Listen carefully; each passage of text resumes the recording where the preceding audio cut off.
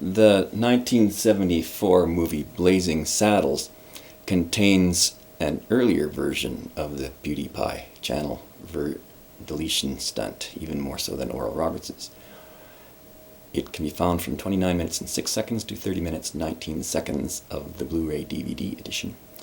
And what's interesting is that there's a Vanity Fair article called Mel Brooks Thinks Blazing Saddles is the funniest movie ever made, or knows, depending on the version, where he discusses the origin of the absurd scene from an event in his childhood. And you can find that by searching through the article for the words "came from your life." They talk about how an event that came from Mel Brooks' life got into the absurd scene in the movie. This has a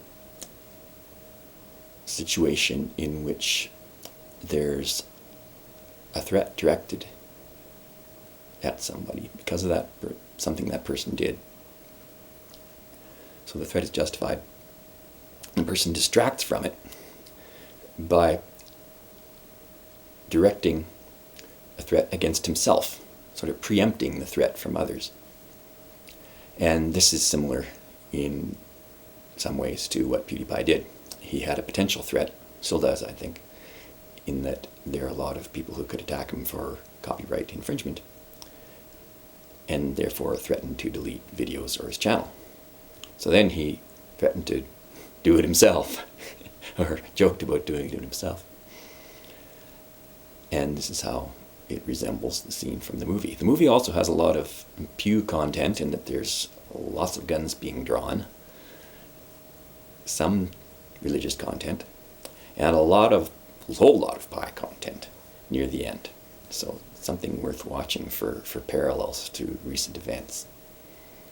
And I've stated it this way so that if there is anybody out there who wants to watch it without infringing, they can do so and be encouraged to do so, unlike the case with the Joe Hill song, where it's pretty hard to refer to his original works. It's not out there anywhere, at least not in recording that I could find.